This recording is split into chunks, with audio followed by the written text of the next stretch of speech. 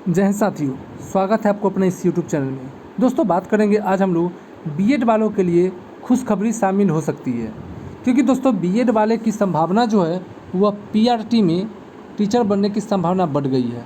और संभावना क्यों बढ़ी है वह भी हम आपको वीडियो में अच्छी तरह से बताएंगे, और पीआरटी में अंतिम बार शामिल होने का मौका भी मिलेगा। ठीक है, तो इसकी जानकारी हम लोग पूरी तरीके से लेंगे। अगर चैनल पर नए तो इसे सब्सक्राइब करके अपने दोस्तों में शेयर करें और बेल आइकन दबा लें। ठीक है, चलिए हम लोग वीडियो को शुरू करते हैं और आपको बताते हैं कि किस तरह बीएड को पीआरटी में शामिल होने की संभावना बढ़ गई है।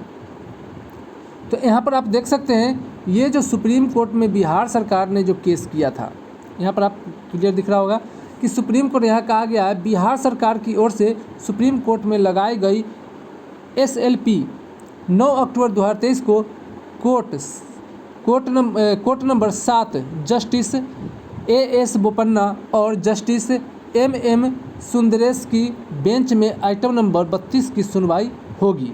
ठीक है, ये जो होगा आपको कोर्ट नंबर 7 में। ठीक है, और कब होगा तो 9 अक्टूबर को इसकी पूरी रिपोर्ट आने वाली है। तो दोस्तों संभावना इसीलिए बढ़ गई है कि ये जिस बेंच से जो केस को सुनाया गया था, अब यहाँ पर बेंच को चेंज कर दिया गया है। ठीक है, अब जो होगी वह आइटम नंबर 32 पर होगी। जैसे में ये जो केस नंबर सुनाया गया था तो ये था कितना 7 पर सुनाया गया था, लेकिन अब बेंच नंबर जो आइटम नंबर है 32 पर सुनवाई इसकी होगी। अब यहाँ पर देख सकते हैं कि ये जो अभी पेंडिंग में केस बता रहा है, क्योंकि इसका जो सुनवाई है वह 9 तारीख को होने जा रहा है। दोस्तों इसमें एक चीज़ के और हम लोग चर्चा करेंगे कि इसमें बीएड वालों की संभावना क्यों बढ़ी है।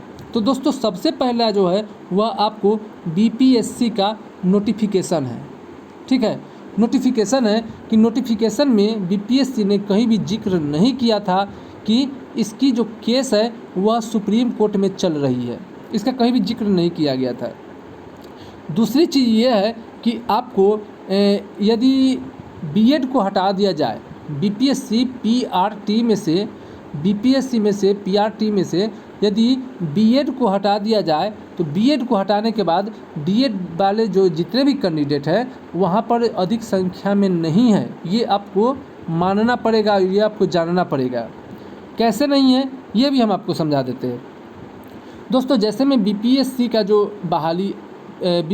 जो आपको नोटिफिकेशन आया था तो उस समय उसने कहा था कि जितने भी सीटेट अपीयरिंग है, सीटीईटी अपीयरिंग है, वो भी आवेदन को डाल सकते हैं।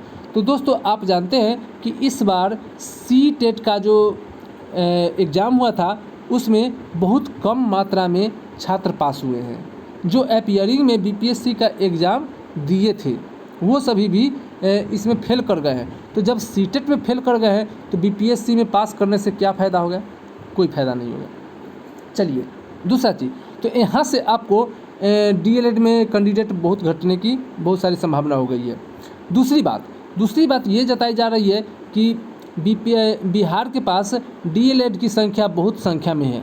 ठीक है, डीएलएड की संख्या जो है वह बहुत संख्या में है। तो दोस्तों आप सभी जानते हैं कि जितने भी डीएलएड बिहार में हैं इसमें जो है से बहुत सारे ऐसे कैंडिडेट हैं जो आउट ऑफ बिहार से भी आए हैं। ठीक है, तो आउट ऑफ बिहार से हैं तो आउट ऑफ बिहार वाले कैटेगरी में कभी नहीं लड़ाई कर सकते। वो जब करेंगे लड़ाई तो किस में करेंगे? जनरल में करेंगे। ठीक है, तीसरा चीज़ आप जान लीजिए कि एनआईओएस से जो भी कैंडिडेट डीएलएड किए थे, ठीक है, तो एनआईओएस का भी जो है वह केस जो है आपको उसका भी केस चल रहा है, तो उसका भी सुनवाई अभी तक के नहीं आया है। तो एक तरीक़ा से देखा जाए तो आपको डीएलएड में यदि बीएड को हटा दिया जाए तो आपको मेरिट 9 के बराबर आएगा। यानी कि आपको मेरिट जो है उसमें जो मेन मेरिट बनने जा रहा है बीपीएससी बनाएगा, उसमें आपको जो क्राइटेरिया दिया गया था उसको भी तोड़कर आपको रिजल्ट दिया जा सकता है।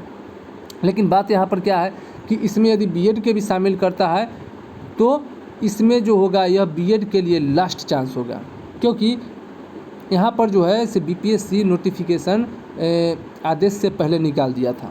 ठीक है, तो जो भी खबर होती है अगले वीडियो में हम आपको बताएंगे कि स्टेट जो है बीपीएससी 2.0 आने वाला है, उसमें एक सीट पर कितने कैंडिडेट होंगे। ठीक है, और उसके बाद स्टेट का जो मूल सर्टिफिकेट है वो कैसे आएगा, 2019 में किस तरह से दिया गया था, इन सभी पर चर्चा करेंगे। तो आपको उसका पेपर कट भी बताएंगे, इसलिए चैनल को सब्सक्राइब करके रखिए और वीडियो को शेयर कीजिए। ठीक है।